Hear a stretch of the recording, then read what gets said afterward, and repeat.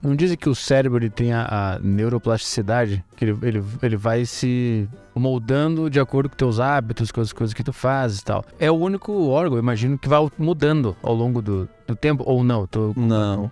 Na verdade, todos os órgãos mudam bastante. O cérebro, inclusive, a capacidade do cérebro se mudar foi uma das últimas coisas que a ciência aceitou, né? Um dos tecidos menos mutável inicialmente parecia. Até para produzir neurônios, a gente sabe que a gente produz neurônios novos hoje, mas numa quantidade muito baixa. A sua pele é trocada no intervalo de dias, né?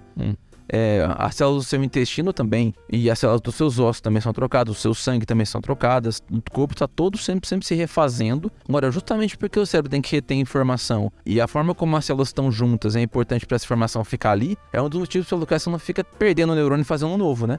Então, mesmo que você tenha um funcionário numa empresa que já sabe fazer aquela função naquele fluxo de trabalho, se você tirar esse funcionário, você vai ter que contratar alguém e treinar até ele fazer igual. Então o cérebro, ele quer manter os funcionários dele ali, por isso que tem pouca troca celular em relação a outras partes do corpo. Só que são funcionários ou células no cérebro especializadas em se ligar ou em se desligar, ou em se ligar mais forte, se ligar mais fraco, com tudo quanto é célula que está perto dela. Então se eu sou um neurônio, em volta de mim tem um monte de neurônios querendo se comunicar comigo, muitas vezes, né? E aí eu vou me comunicar com esse, não vou me comunicar com esse eu vou me comunicar de um modo mais constante, com esse aqui de um modo mais superficial.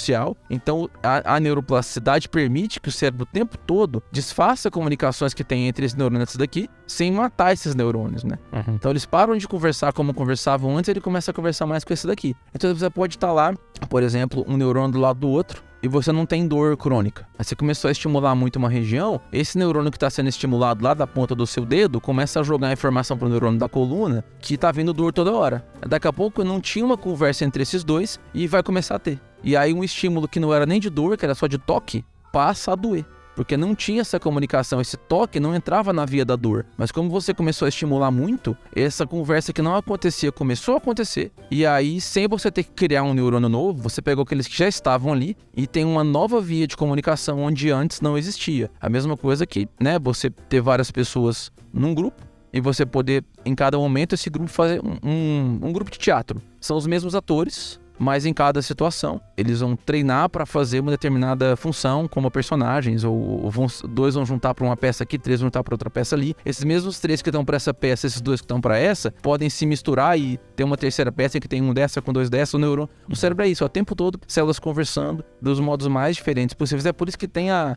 neuroplasticidade, e não necessariamente a neuroplasticidade quer dizer que vão surgir novos neurônios. Quer dizer o seguinte, o modo como eles conversavam antes, agora ele pode ser modificado para que eles conversem de um modo diferente, então façam funções diferentes.